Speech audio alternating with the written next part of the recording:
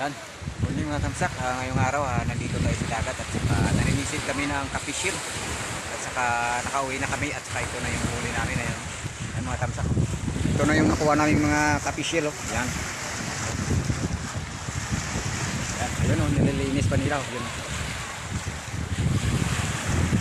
Yan. Oh, ito. Isang banyira na at saka ito pa. Dalawang banyira na. Ayan. Siguro nasa dalawang banyira yung kuha namin. 4 na banyira pala. Yan o. Saka ito pa. Oh. Sako. Saka ito. Saka may bumili. Gusto nyong bumili ng kapishil.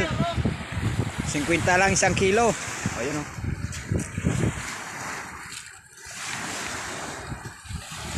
Yan.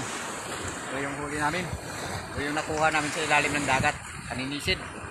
Gamit yung compressor.